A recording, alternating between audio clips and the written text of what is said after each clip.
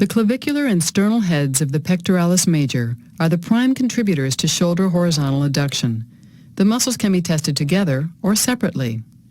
In patients with a cervical spinal cord injury, each head should be assessed separately due to differences in nerve root innervation.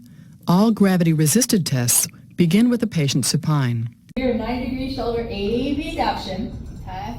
And then I'm going to have her do horizontal ADD abduction, so I want her to bring her arm straight across her body just like that.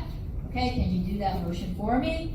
Good. Hold it right there, don't let me pull it down. So this hand's going to be on this shoulder. I'm going to go proximal to the elbow and apply resistance. Don't let me pull you back down. Okay, good. That's testing both heads simultaneously. That's looking for 5 full resistance, 4, 3, she doesn't tolerate any resistance. Okay. Now, if I'm looking for clavicular head, the way that I remember it is I'm going to start her in about 60 degrees shoulder abduction. Okay.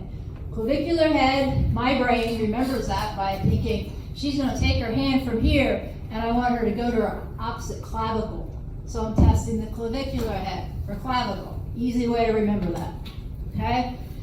So exactly the same thing. What I want you to do is go ahead and bring this hand to the opposite shoulder. Perfect. Hold it there. Don't let me pull you down. Okay, good. That's clavicular head, 60 degrees abduction.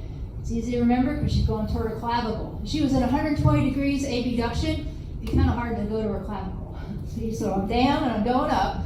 Now, to test the sternal head, I'm going to be here. She's kind of tight a little bit, so that's about 120 degrees. That's where it's comfortable for her, otherwise I'm kind of pulling her. I think about testing the sternal head is by starting out at 120 degrees. I'm going to reach across and grab a sword. That's how I remember it, okay? Sword, sternal. So I start here, and what I'd like you to do is take this hand and bring it all the way to the opposite hip for me, okay? Just like that.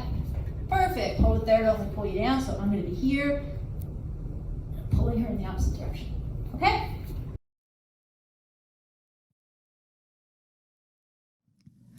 When the strength of the shoulder horizontal adductors is grade 2 or less, the patient's capacity can be evaluated either supine or seated.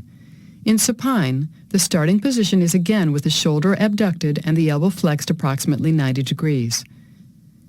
The clinician supports the forearm by gently grasping the subject just proximal to the wrist. The initial angle of abduction and angle of pull will influence which portions of the pectoralis major are activated. Palpation will confirm the muscle's contribution.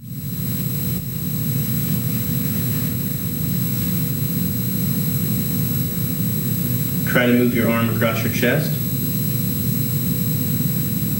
and relax.